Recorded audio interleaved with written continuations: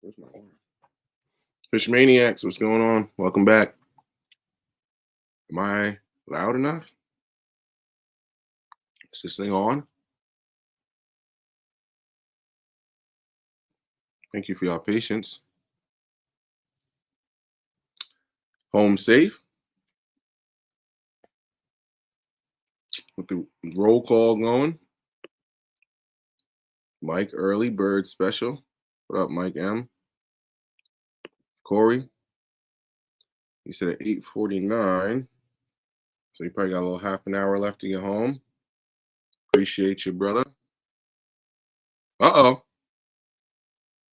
There we go. We sent out the back call. You good to go, buddy?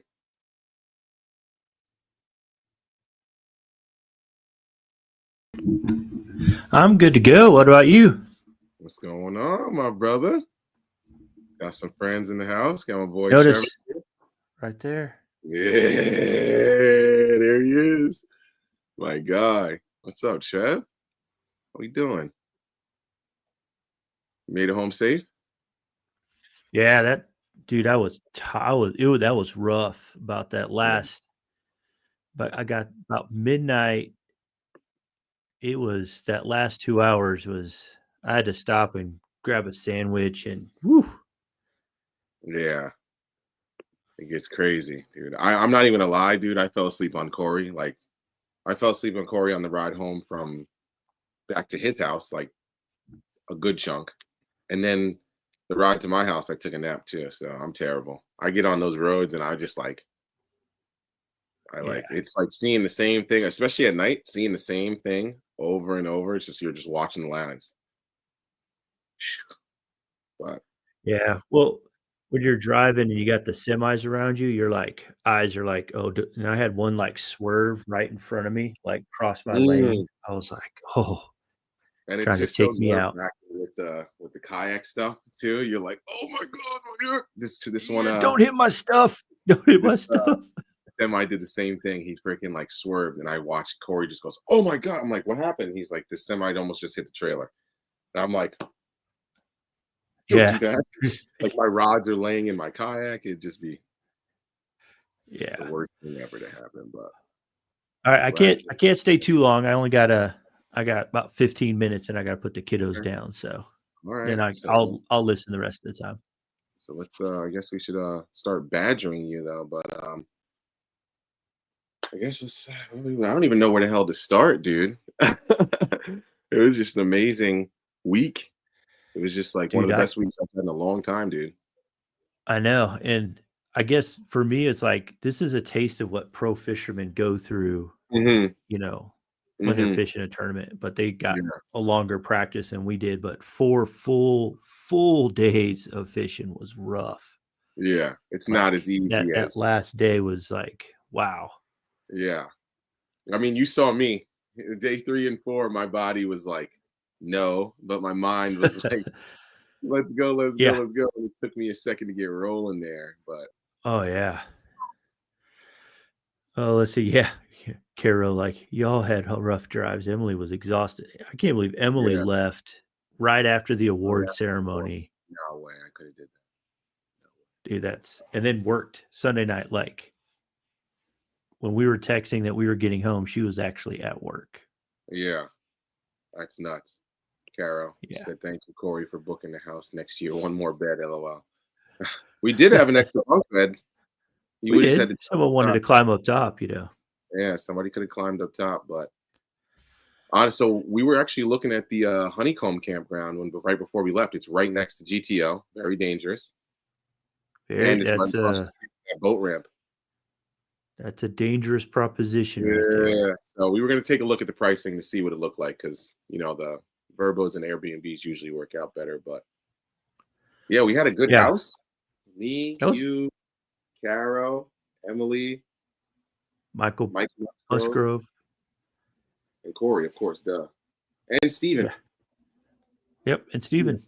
Yeah, we had a good house. He might be asleep. I don't see him. He didn't jump in here. He must be asleep. Yeah, we had a good house, man. It was, like I said, I can't say how much fun it was. But yeah, before I don't know if you're going to do a live on your stuff, but, you know, before you get out of here, you know, let them know. Obviously, they could see right above my boy Trev's head how he did. Right here, right Yes, there. sir. Trev. Yeah, I had a before I go, I had a good week. Not as good a week as Michael had in our house. Like Michael crushed it. Yeah, he crushed. I did beat him on that last day though. He did get below me on that last day. Just gotta throw that out there. But yeah, my week was good. I didn't have a great practice. It was just kind of like one of those. I found a few spots, and then first day on Wednesday, I found them in a couple different spots. I was like, all right, this is going to be good. And then scored enough, where I was like up there in the rank. So I was like, all right, this is good. This is good. And then made the decision to go back to the same place, but so did half of your Long Island, New York team. And a few other anglers decided to join me at the same ramp. But things interesting. They went all out. They went somewhere different, and they didn't hit none of the areas I was in. And so I ended up putting up better numbers day 2 than I did day 1. Oh yeah. Hitting the same spot. So that worked out. And then me and Marty Hughes were talking at the ramp after day 2, and we're like, we're just going to come back here day 3 too. It was good for both of us. So we both went out day 3 as well. And day 3, I put up even better numbers than I did day 1 and day 2, this close to 90. I was a half an inch off. Or 89. Yeah, I had 89 and a half. Yeah, 89 and a half day 3 for the NC, which had more people in it than the Challenge Series Championship, which that's fine. I don't mind. And then finished really good there. So I finished 25th at the NC Challenge Series Championship. I finished 11th. And then Angler of the Year, I finished 17th. So, and then of course, Saturday we had the Hero Cup Open, and everybody was struggling that day. And I know you're going to talk about your struggles that day here in a little bit, but it was the lengths weren't there that we had the rest of the week. Like there wasn't very many 90s caught that day. Yeah. I only caught 1 inch less than I did on the day before. I ended up with 88 and a half, which put me in 5th place. And the people above me and the people below me are like, they are hammers of our kayak fishing world. So yeah, really, for real. Say I had a blessed week to hang with those guys. That's an understatement. So definitely did you those guys, they were crushing it. I'm saying now, I think this is going to be the time where we get to watch you turn the corner and become. Oh yeah, I'm hoping. Dogs, so Malone, my lure of choice. So this is going to be weird because if you know Guntersville, there's still a lot of grass, and most people tell you that we're fishing there's a lot of grass. So I would start my morning in a grass mat, and I was throwing a frog and a buzz bait, and those in the morning were really, really good. And then as the sun got up about 9:30, 10, I slid off from there, and it was what would you say, Jermaine? Maybe 50 yards, 100 yards from the mat. I just turned that corner, and there was an island and a ledge, and I actually threw the jerk bait. I found that ledge, and I was able to get a couple different jerk baits down to tick the grass that was down lower and get them to come up from the grass along that edge and just smash them with my 3 baits: jerk bait, buzz bait, and frog. Crushed it for me over all 3 days. I caught 1 on an underspin, but that was it. Simple, easy, and fun. Stayed with it because those are fun ways to catch fish. Good job, dude. You stayed with it because I was all over the place.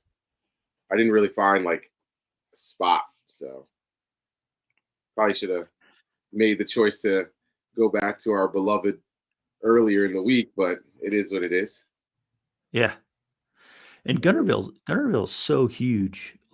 If you've never been there or experienced it, there's so many different launch points that you could launch from that you could actually paralyze yourself with how many different places you can go fish. Yep. You kind of got to just pick 4 or 5 and then just hope. Yeah, and that's what our practice was, just, going out and eliminating water. Yeah. So That's it, dude. Yeah, but it was fun. I enjoyed it, and the house was freaking fun. I loved our house. We had good conversations at night. And sharing information, what we're doing, how's everybody, what are they doing on their spots? We weren't like, hey, stay away from where I'm at. We're like, come. If you want to come out there, come out there. We'll help you out. So what were the daytime air and water temps? So during the day, it would get up to like, except for the first day. I think first day was cold. Yeah. First day was like 30s when we woke up. Yeah. So first 2 days. First 2 days were like 30s when we woke up, and then it warmed up. But it would always warm up to like 70, between 70 and 75 every day. Yeah. The water temperatures were in the 60s. 60s for the most part, So, like low 60s, and then they would warm up to like 65-ish, 66. Yep. The last day it was like 67-ish because we had like the last day launching was crazy. Yeah, like it was that fog had rolled in, and I was so scared I was going to get hit by a bass boat. I had my light on, and I just I had to use my electronics, and I had to turn on my navigation because I couldn't even see where I was going. So I had to basically use my map that was on my graph to get to my spot on the mat.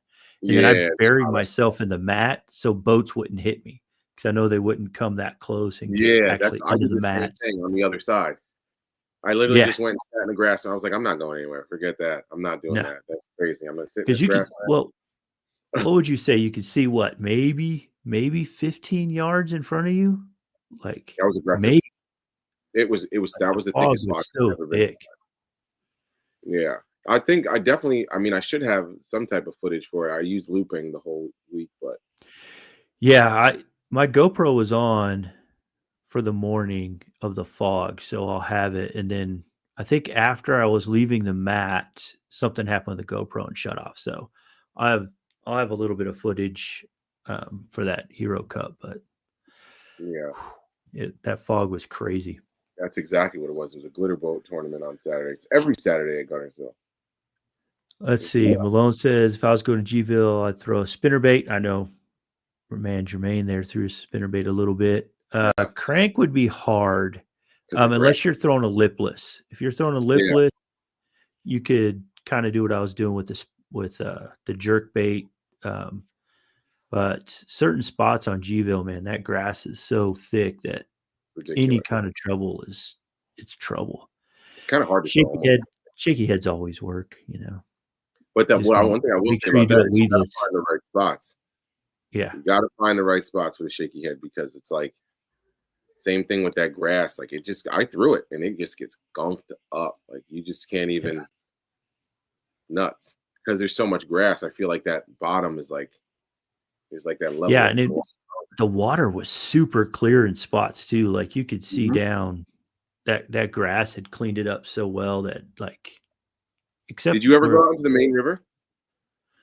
I did in practice when I was just kind of going around checking out Seabolt to kind of see what was going on. I went on the other side of the island out to that river. Okay. Kind of checked it out there. You see how dirty the water got out there? Yep. It's kind of crazy. Like I would notice that you're changing spots and you're going around. Like I said, Guntersville's huge.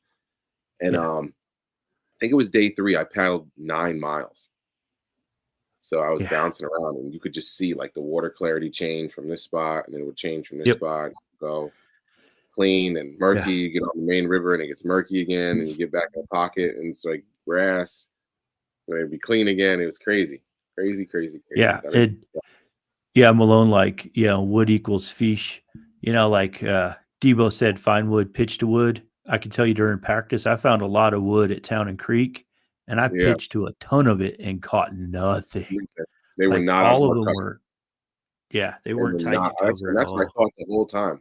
I was like, "Oh, we're gonna go down there. I'm gonna get on hard cover. They'll be in the hard cover." Nope. They ghosted us. They weren't there. Guntersville bass. Grass is king in Guntersville. Like even that stretch that they say that's down that middle. That what does they call it? The Miracle Mile.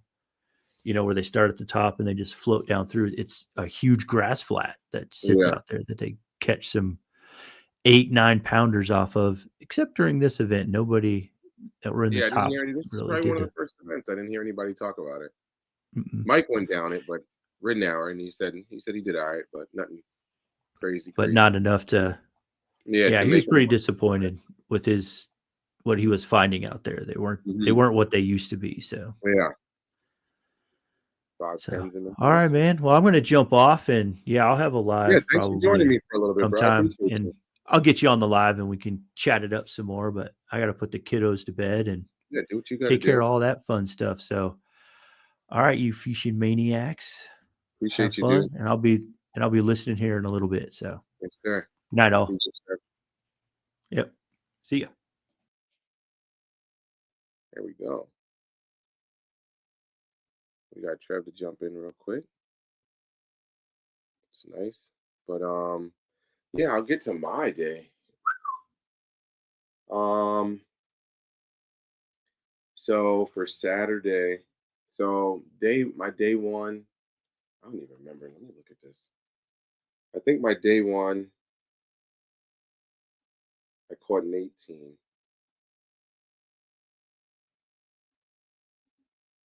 see. Dashboard. I did not fish as well as I wanted to fish, obviously, for first 3 days, and then it was kind of very interesting.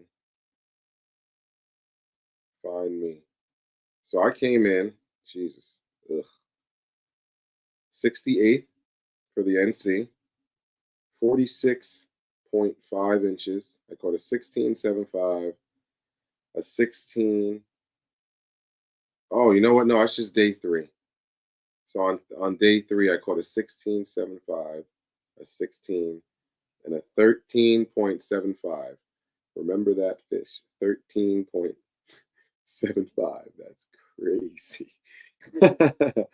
Let's see. Day one, national championship. Day one. Ugh. 74th. Caught one 18-incher.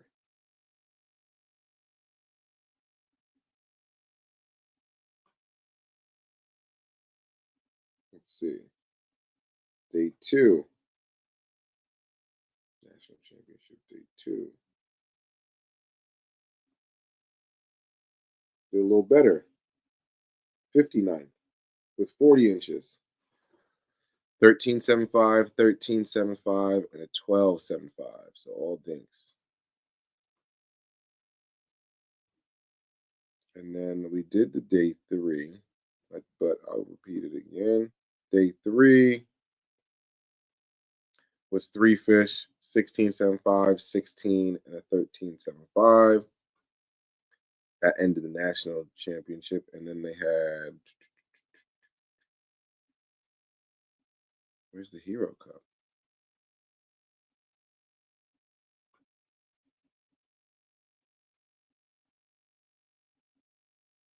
Oh, Saturday, KBF Opens. Here we go. And then Saturday, I came in 35th, 17.75, and 15.5. So, first couple of days was very upsetting. Or I wouldn't call it very upsetting. What up, Ruben? How we doing, my brother? Good to see you. It's been a little bit, man. You been all right? Good to see you in here. I know it's been a little while for me, so maybe that's why I feel like I haven't seen you in a little bit. But so the first couple days, it was a little bit rough because I couldn't find the fish. So I was a little annoyed, but I wasn't like, mm, I can't. It's hard to explain it. I wasn't like discouraged. I was like, okay, it's not the end of the world. We just got to go find the fish. You're still looking for them, trying to pinpoint a pattern. And so day one, so practice day, I caught two good ones on a spinnerbait, and I didn't even. It's crazy because like I went into like a different mode because I was like, I knew I had to go back to the same spot. So I caught two good ones. Let me see. We went to one spot. We went to what, Town Creek, and it was completely dead. We didn't catch anything. Me, Trev, and Corey, nothing. So then we went to another spot. I went to Honeycomb, and I caught two fish super quick. So I caught I'm pretty sure one was like a 17 and one was like a 19 too. This one here was bigger, but dang. I caught this one. If you follow me on Instagram, you've probably seen these pics. And I caught that one and I caught this one. That was the better one out of the two. There we go. Two of them. And I caught them within 10 minutes of each other. So I marked that area. So I was like, okay, so for the tournament, we're going to start in Honeycomb.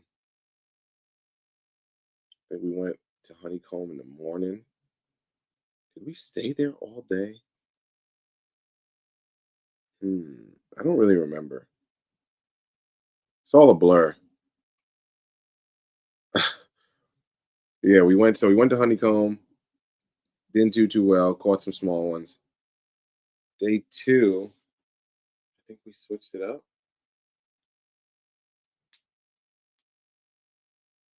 I don't know really. It's all a blur. And then day 3, I know we went. Was it day 2? Day 2 or 3 we went to the islands. I think it was day 2. And that was when we went all the way around and we went into that pocket where we found the busting shad. Yeah. Day 2, that's where we found them busting on shad. Corey caught a few. And then day 3, we went back and we didn't do as well, and it was super windy. So day 4 was when we completely switched it up and went back to where I was last year, which was near Trevor, because that's where we went to Seabold. And I found my grass patch from last year and was actually able to miss another bite. But we'll get into day 4 because I felt like day 4 for me was the most eventful day, most disappointing day too. So day 4, I would have probably been in the money in the top 10 had I landed the hits that I was given. So I've never missed that many fish on a flapping frog ever before. It's kind of crazy. I think I missed 7 or 8 blow-ups on the flapping frog. And then I missed / lost 2 fish on the jerkbait. So I only ended up getting 2 fish on the freaking board.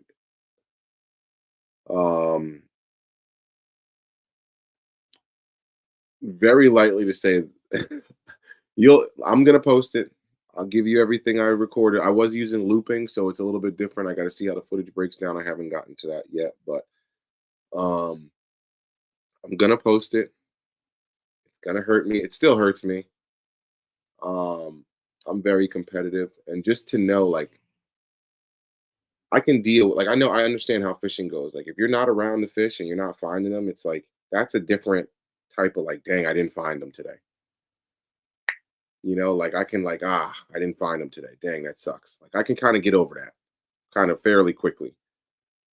When you find them and you know that you would have been in a position to get some money or get a check or like get right, that stings. That's the part that stings. So that hurt me. Um Shout out to Trev for not throwing me under the bus. He definitely heard me have a temper tantrum on the water. 110%. I was looking for something to break because I almost broke my rod. I wanted to snap my paddle. Had some choice words. That was it's not very not one of my proud moments, but I definitely gave up for a second there. Kind of got out of it, but it was tough. What's up, Viv? I definitely I was going through it. It was so yeah, I missed a few. So in the morning, came out, jumped in a grass mat within that fog, throwing a flapping frog, huge grass mat. And I was like, all right, I'm just gonna start at one end, go down to the other end. So I missed a bite early. I'm like, ooh, okay. That's cool. Hey, look, there's something in here. All right. Going around, missed another one. The second one I missed too was I called it the Carol Ferguson. Bit the legs and swam. I kid you not, it swam at me, looked me in the eyes, gave me the double bird, and then when I set the hook, the legs just came out of its mouth. And then I watched the fish just swim back down to the grass. And I was just like, ooh, this was still fairly early. And I was like, oh, it's all right. They're still here. We've only been in this mat for an hour, not even. I think it was like the first 20, 25 minutes. I got 2 bites. I'm like, okay, we're in the right spot. Damn, why does this hat keep doing that? I just felt that. I'm like, what is that? But so I think I got the third one. That was a 17.75. So I'm like, okay, that's a good one. I proceeded to miss like 2 or 3 more in the mat, maybe 3, 4 more, because I missed the first 2, caught the third one, and then I think I missed like 2 or 3 more. So then that bite kind of died down. The sun came up. It was like 9:30, 10 o'clock. So I'm like, all right, I'm gonna skip this. I'm gonna bounce around to this cove. So I bounced around to the cove to go see if I could find find them busting on shad, because that's where we found them. My other spot was a main lake coves is what me and Corey were kind of figuring out. We were finding some fish busting on shad in those main lake coves. I'm like, okay. So I bounced out to a main lake cove. Very surprised at my confidence and my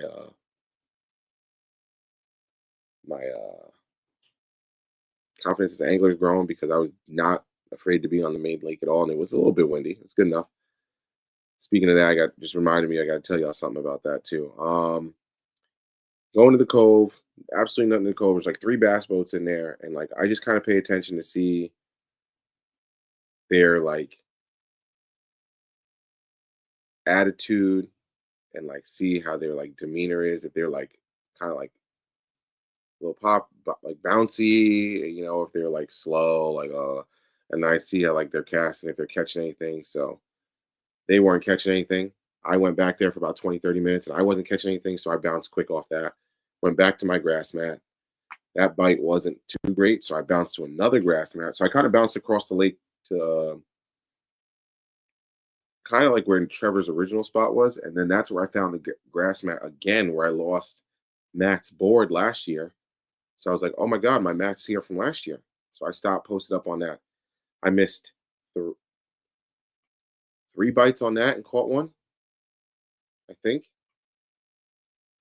Yeah, because I caught my other fish out of my mat. So I missed 3 bites on that and then caught one.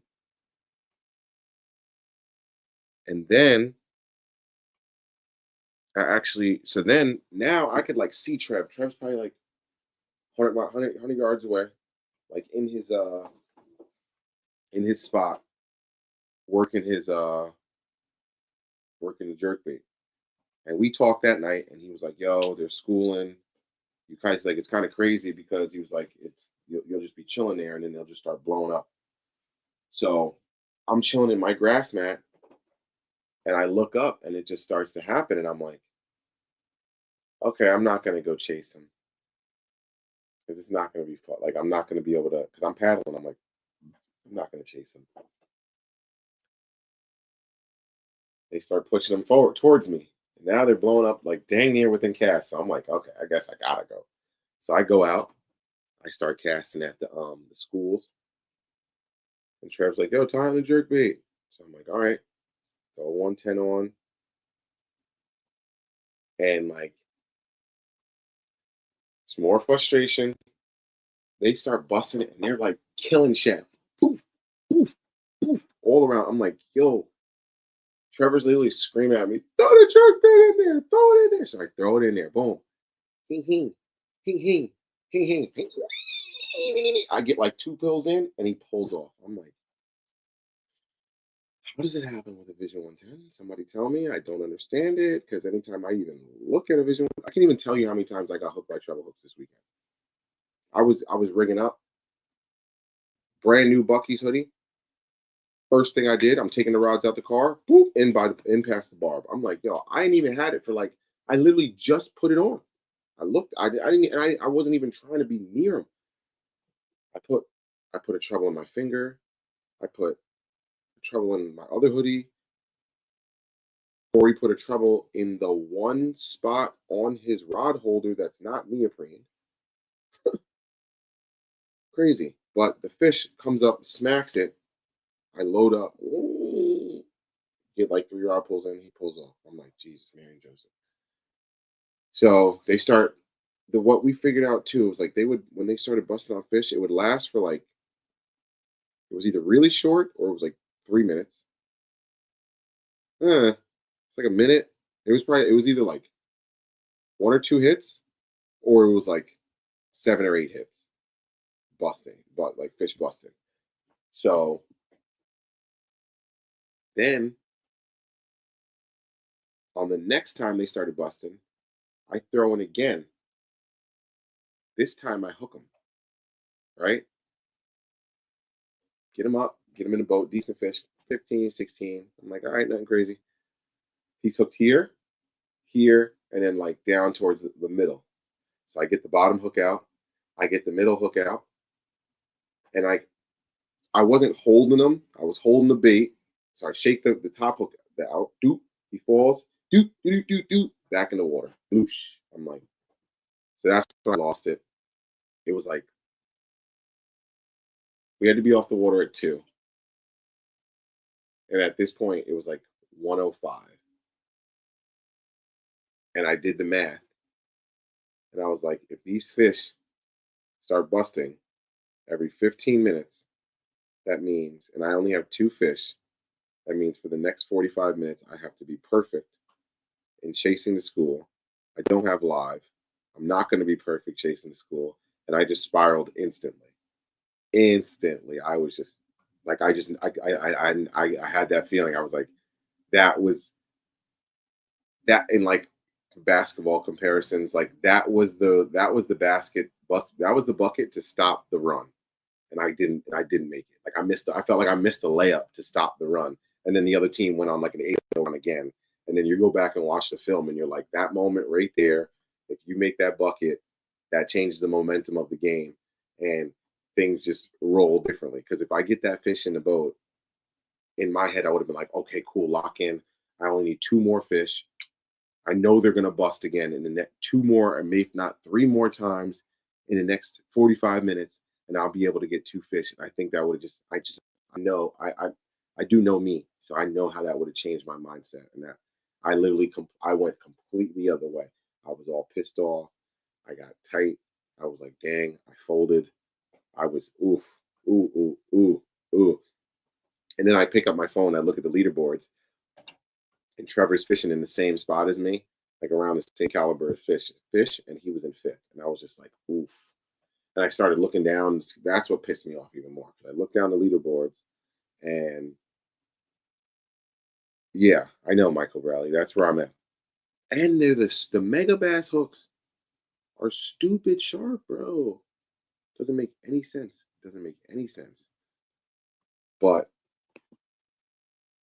started looking down the leaderboards, and like Trevor said, on that 4th day, it wasn't even numbers going up. Because like day 1 and day 2, there was like 99 inches going up. People were catching 320s. So it was like, I was like, all right. I caught an 18. Like I wasn't in it. You know what I mean? Like day 2, same thing. People went out and caught 99 inches, 98 inches. And I was like, all right, well, I caught 2 16s and a 13. You know, I'm not in it. Like I can take that. Like I just got outfished, clear as day. I was like, all right, cool. But that 4th day, I feel like I didn't get outfished. And that's the part that like, ugh, like bothering me again. But like that's the part that I was just like, damn, bro. Like that I felt like that was my moment, and I just didn't capitalize off that. So that's what was really, really frustrating about that. And I was definitely down on myself. I got back to the house, I was a little quiet. I didn't really talk to too. I'm not like a terrible person when I lose, but man, that one stung. It's gonna bother me for a little bit. I mean, I did get I did get some love to back that up. So at the KBF if you're fortunate enough to make it to the KBF National Championship, Chad does a very good job at getting with the sponsors and making sure there's a very good giveaway at the end. I think I think dang near almost everybody got something. I mean, everyone did get at least a little something. Everyone got at least a Yeti water bottle, if not. So, everyone got at least a Yeti water bottle and some stickers. But we were able to get this bad boy, and then this is cool too. So we got some stickers. Always, I grabbed some extras. But yeah, the raffle, it wasn't even like a raffle. It was, and honestly, this is the part I didn't even pay attention to this. So every fish submission that you had counted towards the raffle. So first thing I won, it's right here. Let me grab this. I don't think I'm gonna be able to grab it all, but so the first thing I won, we got a Yeti water dustproof gear case. Pretty cool. So originally I think I grabbed like there was a gray one. And then I thought about it and I was like, this is close enough to Nick's orange. I could rocks with that. So grab this one. It's got the little Yeti sticker in there. Pretty cool. And then it's got this little removable tray and a little more space down there. And then it's got this nice clip. So waterproof, dustproof, pretty fire. Little accessory to have. It's got like that little nice pocket up there too. I think that's for your phone. No, my phone's not fitting in there. But it's for something. But my phone will definitely fit in it. So what does this thing say?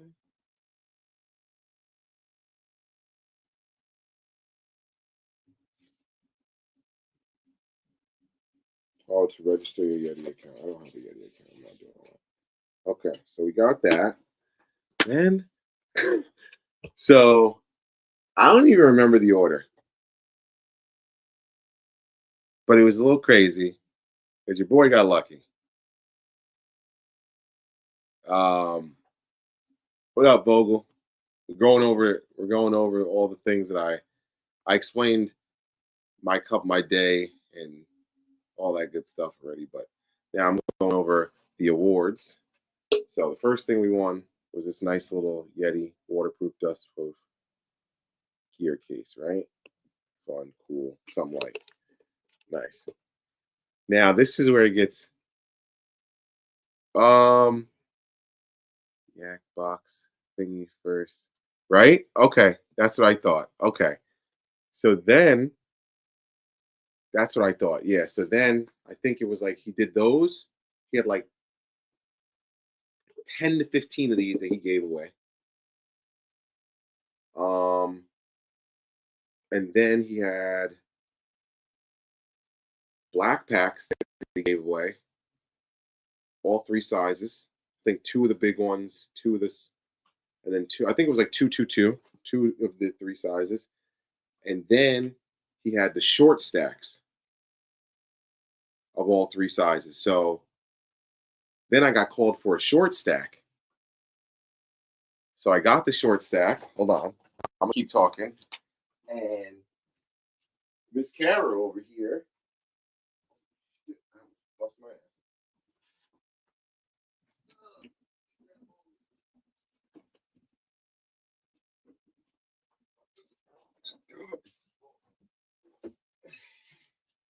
So Carol, I won the short stack, the 13 by 16. I jump up, grab that. I'm like, oh wow, damn, this is great. Holy smokes.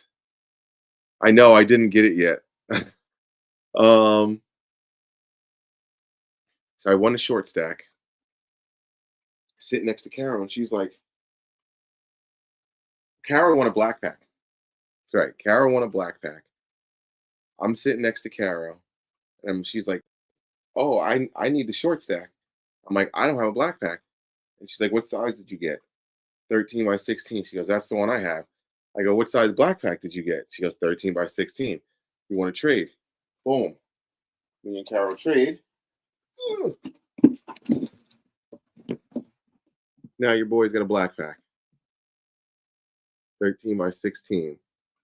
We got this guy loading up, right? So then Chad's going down his list. He's going down his list. He's going down his list. And he paused and he goes, oh, man. I can't call this name. They just won something. And y'all going to think this is rigged. I'm calling the next person's name. So he skips one. And now he's on the Dakota lithium batteries. The big ones.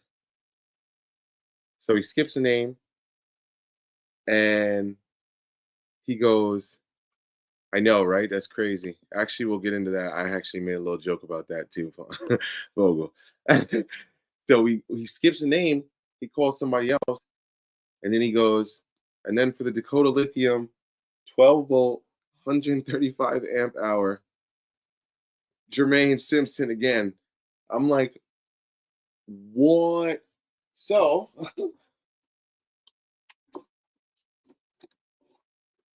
here she is.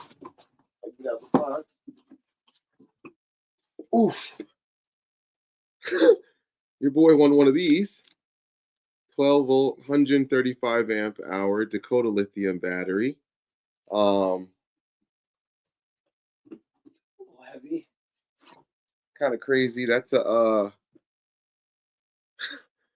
$1,200 battery there. That's actually on sale for $1,000 right now if you want it.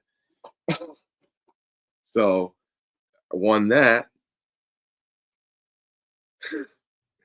And then, so that's wait, 1, 2, 3, yeah. And then he calls. Okay, he's like, dang, you guys are really not gonna like this guy.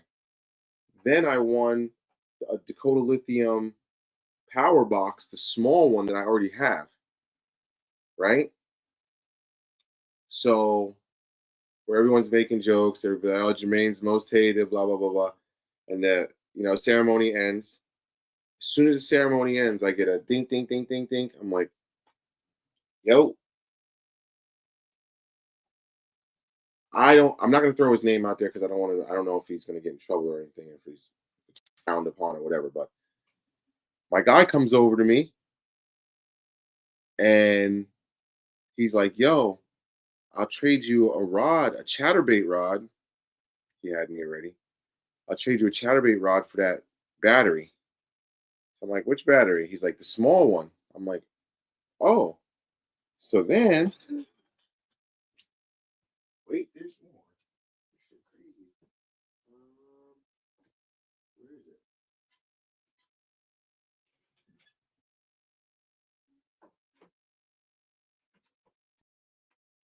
Sorry, well, organized and ready for all this. My bad, y'all.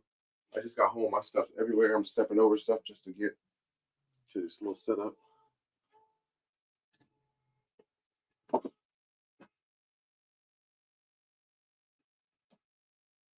Y'all hear this? Really, bro?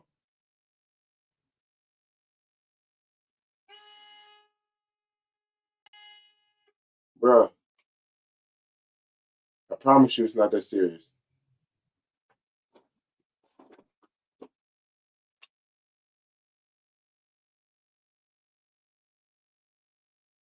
That's crazy. Anyway, so somebody's just laying on their horn. It's 2025. Pick up your phone and call them and say, hey, I'm outside.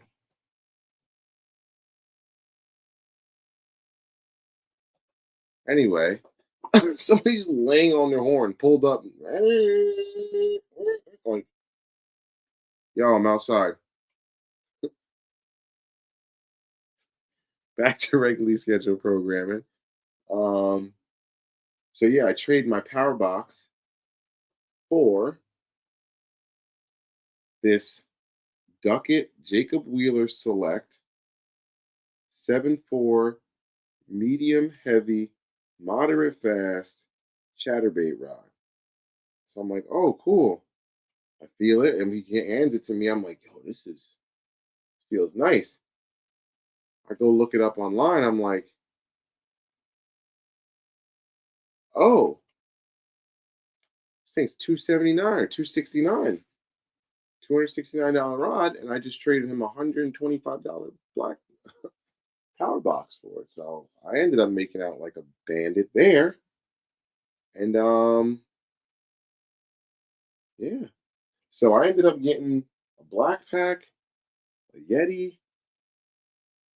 We're gonna before we go too crazy. If anyone knows, for those of y'all who were there, we're gonna save the other stuff for another time. So don't say too much.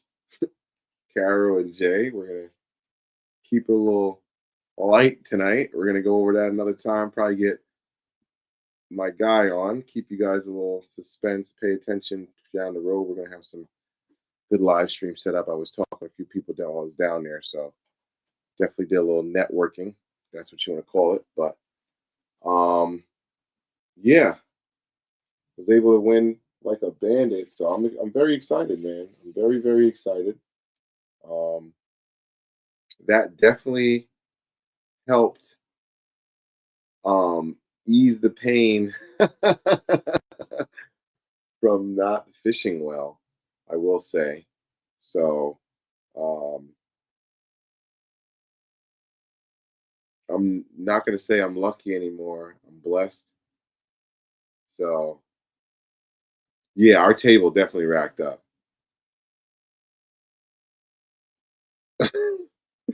Our table definitely racked up. Ooh, will you lean somewhat? There we go. 110%.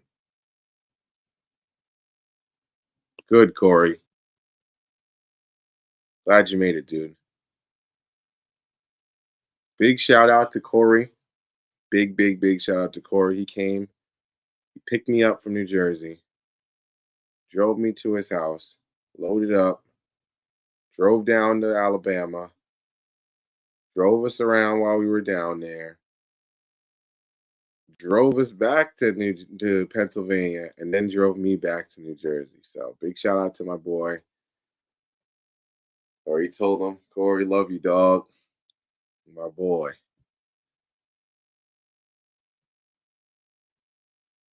Question from a fishing standpoint only. What was the best moment and the worst moment? The best moment I can't share with you just yet. I'll get to you. I'll get to that in another live stream with my guy. I'll definitely share that with you guys. But okay, so you know what? No. The best moment for me was being around a bunch of people that want to see me win and that want to see me succeed and want to see me get better. That was my biggest takeaway from this weekend. I get a little pulling the gramps right now. I get a little emotional thinking about it. You know, it's very different being around people that you know want to support you 110%, and they want to see you get better and they want to see you win. Like, you know, like sorry to say it, but you know, I've been around some people sometimes where it's like I wouldn't, you know, it's just like I'm not saying they're hating or anything, but it's just like they're not necessarily the most uplifting people. And it's like, you know, you're just like they're just kind of just like level, you know, they're not bad, they're not good, but it's like when I go down to Knucklehead, it's like literally around people that just want to do nothing but see me win. And then the worst moment was day 4. Was 3:15 on Saturday when I lost that last fish on the jerkbait. That was my worst moment of fishing in a very, very long time. I'm not proud of that moment, but you got to have those to grow. So it's all about how you react from those moments. I'm going to try to not do that again. I can't promise, especially if I have a rough day like that on a big stage. I'm very, very competitive. But at the same time, it's like, you have to be better. It's not an excuse. There's no excuses. There's no like, oh, I'm gonna cry for 6 weeks. It's just no. You just have to be better. You cannot do that on a tournament stage when you want to win and you want to succeed.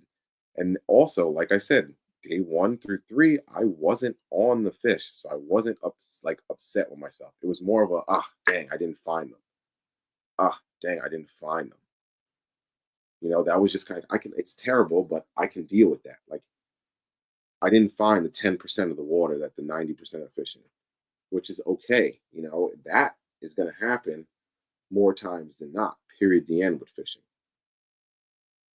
When you find them and you don't execute, again, that shit burns. Excuse my language, but it burns like that. I was like, oh my freaking God. Like that hurt me to know. Like I literally had like I said, six to seven misses on the freaking frog and only landed 2. And I'm saying, yeah, so that's 9 bites. I should have had a limit alone off the frog, and then I should have been able to go. I'm pretty sure that's what Trevor did. He got a limit off his frog, or at least like 3 or 4 off the frog, and then bounced out offshore to the little ditch to drop off, and was able to pick up 2, 3 more and upgrade 1 and finish his limit out. I should have been able to do the same exact thing, and I just didn't execute. 110%, Jay. That's why I said you need it. You need it. It sucks when it happens to you, but you need it. Definitely need to take some L's. But you know what? That's what makes it sweeter when you get it done. And that's what life is about. It's not about, because at the end of the day, too, it's like these are just life lessons. Like I could just give up on it. There's certain people out there that would have been like, "Oh, I'm never doing this again. I'm never coming all the way down this way to go fish Alabama to go down to a tournament and flop. I'm never going doing that again. Why would I sit in the car for 16, 17 hours? I was in the car over the last 2 days. Like we left Alabama at 12ish. I think we got to Corey's house at like 1 a.m. And then today we left his house at 12, and I got home at like 5:36, and then I live on the 3rd floor and had to bring all my stuff out of Corey's house to my building, then bring it up to the 1st floor, and then bring it up to my room on the 3rd floor. So I was like, oh my God. So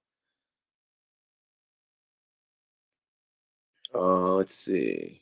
Yeah, keep the questions going. I'll get about an hour in here. Good to be back, y'all. Good to be back. Appreciate y'all still being here with me. We can keep this thing rolling a little bit more consistent basis here. Question: what was the lure you left at home that you wish you had packed or packed more of? 110% I left. I don't even know where it is, and I got to find it. I have a bag of flushes that are my shad flushes. Oh, I needed it. Bad. And Corey will tell you that they were busting on the shad. You could just Corey had better luck with it than I did. Apparently, he just didn't like me, but he was firing that flush into the shad busting off, and he would just get locked up. Boom. And I watched him catch a nice one, 18 or 19 on day 2, firing in. So I watched him catch a nice one.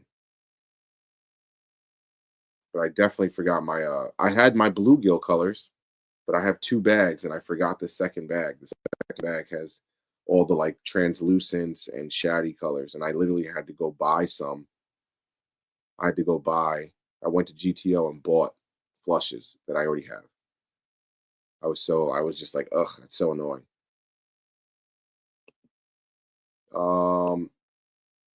Any thoughts on the latest cheating scandal? Very creative effort. Yeah, he's a scumbag. Sorry, not sorry. And I'll say this too. Like what? And I've always said this. And I'm just gonna be real. I'm an adult. If I'm gonna steal, I'm getting a whole bag. Like why am I stealing $400 or $500? Why am I going to risk getting in trouble? If I'm going to steal, it has to be like, you have to be stupid and leave like a $10 million suitcase, unmarked bills right in front of me and go to the bathroom and just be like, well, I'm just going to leave. Like and I'm still not even going to do it. I'm going to pick it up, hold it, and be like, yo, bro, you left this out here. You're a dumbass. Can I get like 100,000 now for doing the right thing? I'm not taking a chance. The world that we live in today, there's just too much. There's too many eyes. There's too many like. It's just not worth it. Like, and even if I did, like, once again, I would go for the gusto if I'm going to do it, and then I would disappear and never come back. I would never do it in something like fishing. Well, I will. I guess I could elaborate. So I'm not. I won't go into it because we're going to talk about it later. But I got blessed, and somebody said, "Hey, I'm going to do a favor for you. Just take care of me later." Why would I not take care of them later? I'm going to see them at the boat ramp. I'm going to go to another KBF event, and that guy's going to be there, and he's going to be looking at me like, remember when I blessed you and you said you were going to take care of me, and I said just take care of me later, and you said you were going to do that, and you didn't do it. Um, Hello, like this is like why would I? And then like, why would you do something to destroy fishing? Like I'm telling you, like I'm literally telling you guys that that was the best, one of the best weeks of my life that I've had in a long time. It's so much fun to wake up for 5 days straight at 5 a.m. and go fish from 6 to either 2, 3, or 4 o'clock every day. Go home, eat, shower, go to sleep, and do it again for a week straight, 5 days straight. It was great, amazing. Why would I do anything to jeopardize that? Like, that's my thing. It's like, if you get caught cheating, they ban you, and they're just like, no, you can never do this again. So I think I posted something on like X or something, and I was like, if you can't tell me that you love something if you cheat, because if you cheat, then you risk the chance of not being able to do it again.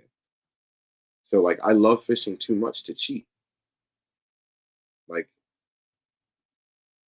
you know what I mean? Like, I got to sit with Wendell across from breakfast for him from an hour, and me and him were just chopping it up. I got to sit with Gene Jensen for 2 3 hours because he came over because Carol made food, and he's ranting and raving about the New York bagels that he had because he was like, "Yo, this is the best bagel I ever had." The dude ate like 2 3 bagels. He was like, "Yo, it's crazy."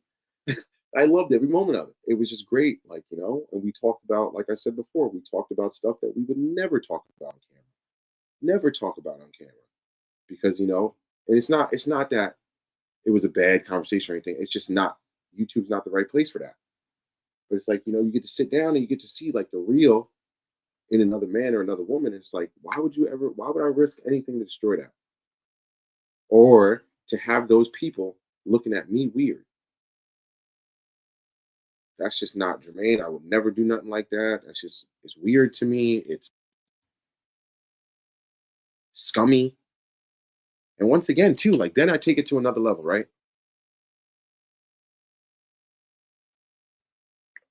I'm trying to think of, let me see.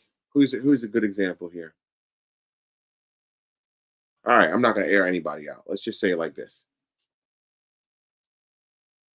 You got a bunch of individuals who go through sometimes some extreme length to do what it is that we do for this KBF stuff. Like I just said, I just took 7 days off of work, away from my family, away from my girl, away from my friends, to go down to Alabama to go compete in some tournaments, right? Who are you to cheat me out of that time? Who are you to cheat all those other people out of that time and out of that money? Like, that part right there, that's the part that sends me to 10. And I'd have some choice words for him if he wanted to say something to me, because like that, I just think it's corny. Like it's just beyond corny. Like, and apparently this guy's like a litigator and he wants to argue it and he's gonna try to. I mean, just take the L and move on. But that's like, there's no move on from that, dude. Like, and then the last thing I'll say about it is, if you're gonna steal or cheat, be smart. Put your phone down. I posted on Chad's thing about it, and I mean this. This guy is he's leading the race by a mile. Bozo of the year. Reason being, you took a picture on your boat with the same fish.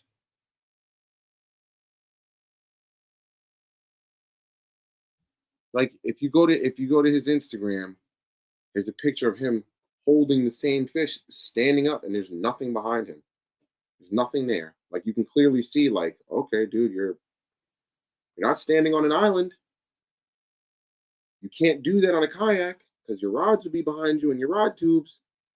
Every time you guys see me and I go, "What's up, fishing maniacs?" from my kayak, what is behind me? My crate. Like literally played himself. Literally played himself. If you can't, there's no arguing to this. If he does try to argue it, it's gonna it's gonna disgust me even more. It's just stupidity. Why would you even do that? Like, I don't know, but it is what it is. He's a jackass. He'll get what's coming to him. I'll stop ranting about that. But that's all I got on that, man. But yeah, I had a hell of a week. Beautiful week. It's not too much that I think can top that, but going back and winning the damn thing, Big shout out to the winners. Hold on, let's get to that too. And then we'll bounce up out of here. So let's see.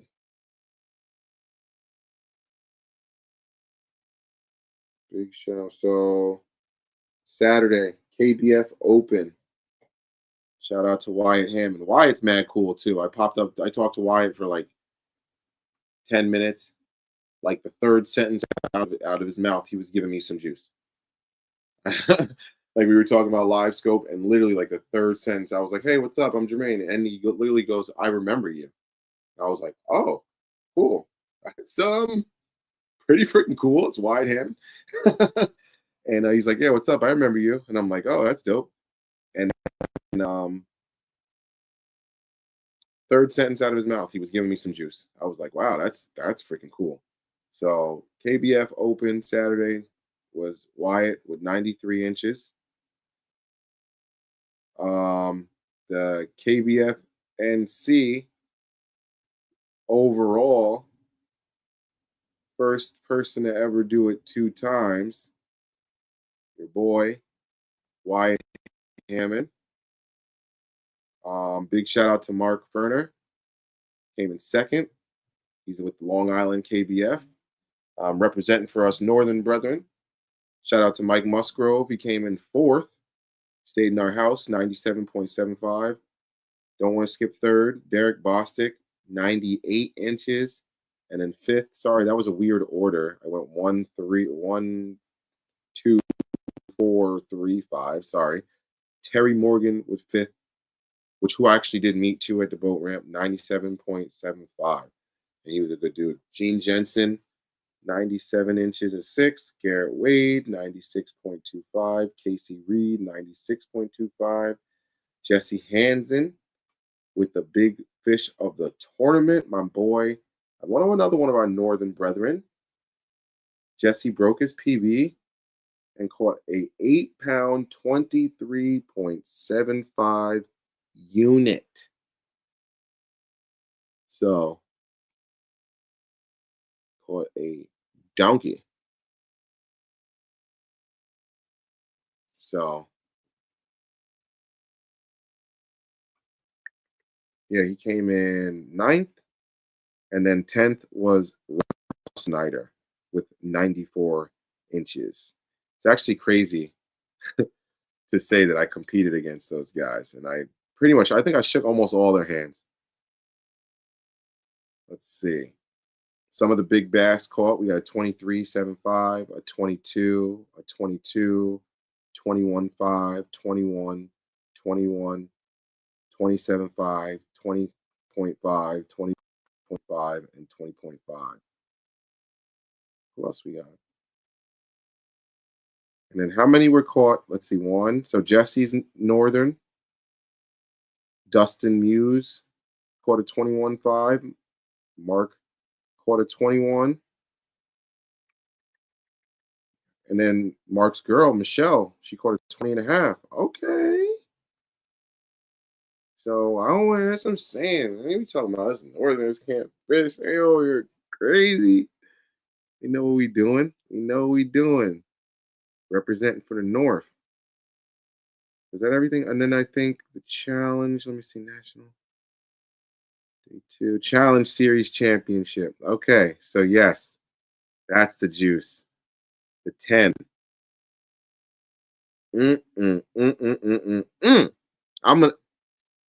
I'm getting in there one year, 110%. I can't not have it. So for the 10, how many people were competing for the 10?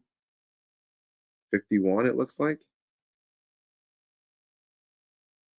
We'll start at 10.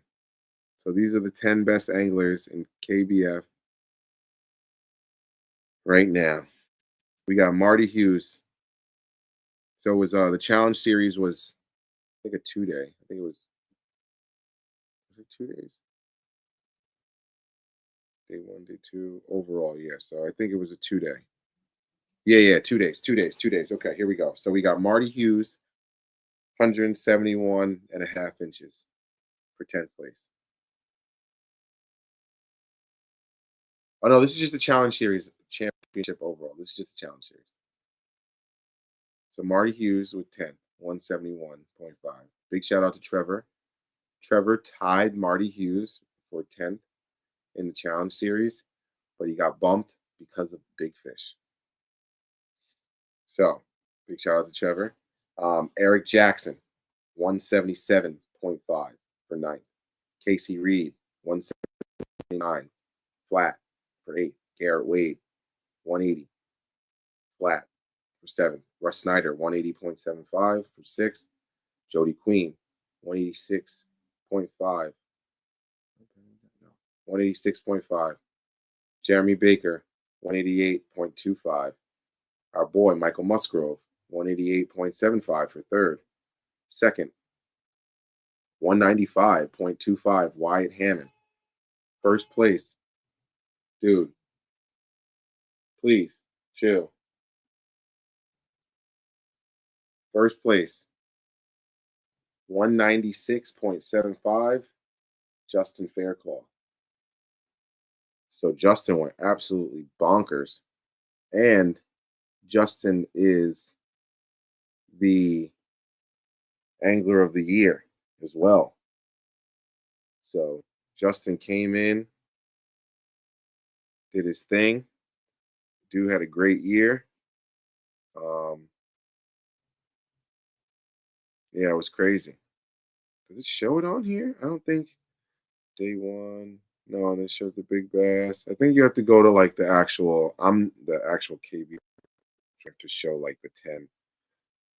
But I know that Justin won it all. Yeah, that's a big bass. Yeah. I'm not doing all that. But Justin Fairclough, yeah, he had a damn good year. So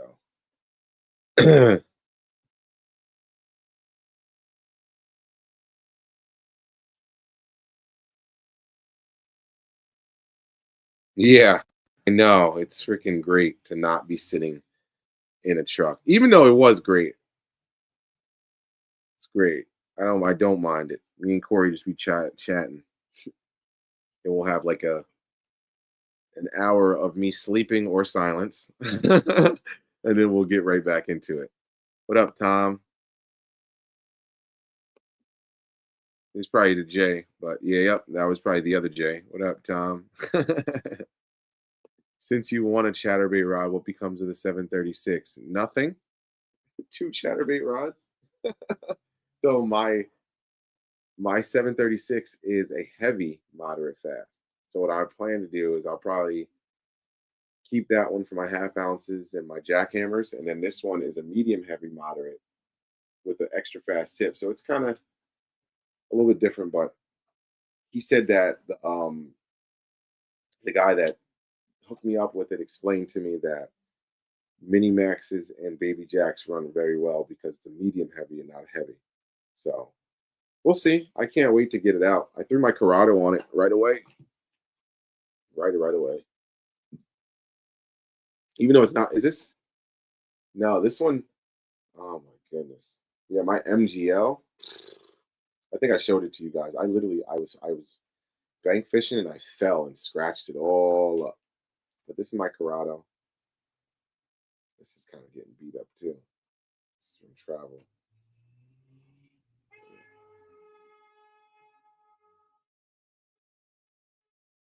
Whose man's is this?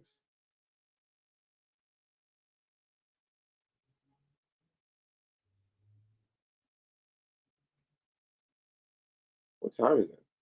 It's 10:30. I'm not gonna do it.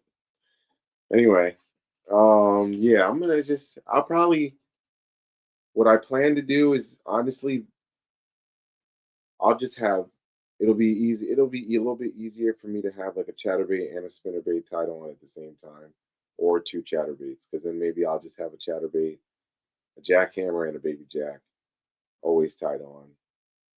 Doesn't sound like a bad plan to me. We'll see. We shall see. But definitely, like I'll probably order maybe a spinnerbait. But then I have 2 other. I don't know. We'll see. We'll see. More is always better. We'll see. Honestly, my whole I'm gonna end it off on that. My whole setup's gonna change next year, so we will be interesting. Next season's gonna be a good season. Definitely gonna be a good season. I got goals set already. I'll share that with you later. Um, yeah.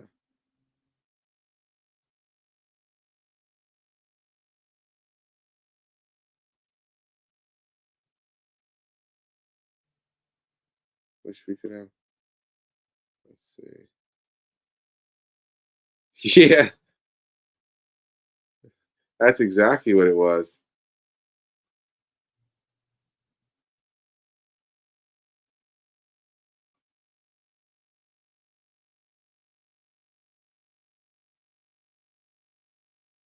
Extra fast tip.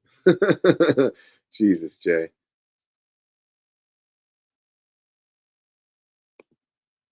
No, you're good.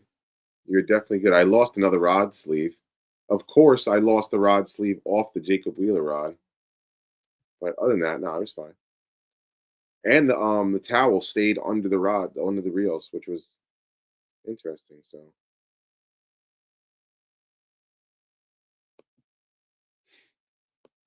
crazy, right? That's what went. Yep, gear organization, rebuilding combos. That's exactly what we're gonna be doing. Definitely gonna be doing some building this winter, but I will keep you guys all informed on that. And the next one, we're gonna try to get another little guest on. I'm gonna do. So I talked to Corey about it. I'm pretty sure he said he's down. He'll tell me right now if he's not, but I think we're gonna do an episode with Corey. It's gonna be a pre-recorded episode because he's his work schedule. But I'll probably sit on. I'll make it like a live premiere. I think I could do, and I could sit on live and talk to you guys in the comments while it's running. But we'll do something like that, and then because I definitely want y'all to get Corey's perspective because he was pretty much with me the whole time. Other than a couple hours, he'd go left and I'd go right, but then we kind of snake back together, or vice versa, and all that stuff. But yeah, definitely want you to get Corey's perspective. I'm gonna get my boy Jesse on here. I want to talk to him about that big fish he caught, and I kind of want to holler at Mark. Try to get Mark on here too. See if we can get his perspective from the Long Island guys. Maybe we'll even see if we can grab a couple of them And yeah, we'll get these live streams rolling back, man. I gotta get to editing and get my butt back in gear. So I'm gonna freaking get to grinding again, and we're gonna get this train rolling. And yeah, no, Jay, it wasn't one of the good ones. It was one of the whack ones, so it's okay. It was one of these like little, just the sock ones like this that don't have the attachment, because they start to scoot up, and then the wind catches them and they pulls it right off. So it's all right. I lost two cheap. I think I two or three cheap ones this this on the trip, but we'll get it. I'm gonna get some nice ones with the little tether. So, but all right, y'all. Appreciate y'all hanging out with me. Look like we only got the OGs in here tonight, but that's okay. Yeah, like I said, stay tuned. Lives might bounce around night of the week a little bit with my work schedule, but I'll definitely keep you guys informed, and can't wait to see you on the next one. I still got some more good news for y'all. So until then, you already know what it is. Deuces. Holla. See y'all later, man.